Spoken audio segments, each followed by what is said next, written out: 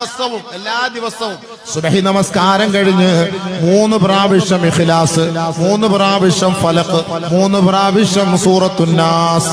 നിങ്ങൾ ഇന്ന് മുതൽ, നിങ്ങൾ നാളെ മുതൽ നിങ്ങൾ ഇത് നടപ്പിൽ വരുത്തിക്കോളി, എഴുതി വെച്ചോ. അൽഹംദുലില്ലാ, ഞാനൊക്കെ 10-28 വർഷമായി പ്രസംഗിക്കാൻ തുടങ്ങുന്നു. ഇതൊക്കെ നമ്മൾ ഓതിയിട്ടൊക്കെയാണ് ഇങ്ങനെ അഡ്ജസ്റ്റ് ചെയ്ത് ഇങ്ങനെ പോകുന്നത് അള്ളാഹുവിന്റെ റസൂൽ പഠിപ്പിച്ച ഈ ആയത്തുകളും ഹദീസുകളൊക്കെ ഓതിയിട്ടാണ്.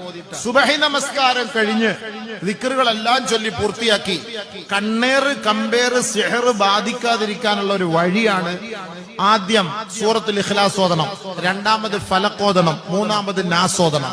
വീണ്ടും ഒന്നും കൂടി ഖുൽ ഹുവല്ലാഹു അഹദ്, ഖുൽ അഊദു ബിറബ്ബിൽ ഫലഖ്, ഖുൽ അഊദു ബിറബ്ബിൻ നാസ്. വീണ്ടും മൂന്നാമത് ഖുൽ ഹുവല്ലാഹു അഹദ്, ഖുൽ അഊദു ബിറബ്ബിൽ ഫലഖ്, ഖുൽ അഊദു ബിറബ്ബിൻ നാസ്.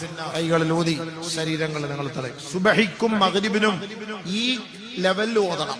3 പ്രാവശ്യം ഇഖ്ലാസ്, 3 പ്രാവശ്യം ഫലഖ്, 3 പ്രാവശ്യം നാസ്. അത് ഓതേണ്ടത് എങ്ങനെ? ഖുൽ ഹുവല്ലാഹ്, ഖുൽ അഊദു ബിറബ്ബിൽ ഫലഖ്, ഖുൽ അഊദു ബിറബ്ബിൻ നാസ്, ഖുൽ ഹുവല്ലാഹ്, ഖുൽ അഊദു ബിറബ്ബിൽ ഫലഖ്, ഖുൽ അഊദു ബിറബ്ബിൻ നാസ്, ഖുൽ ഹുവല്ലാഹ്, ഖുൽ അഊദു ബിറബ്ബിൽ ഫലഖ്, ഖുൽ അഊദു ബിറബ്ബിൻ നാസ്. അങ്ങനെ ഓതണം.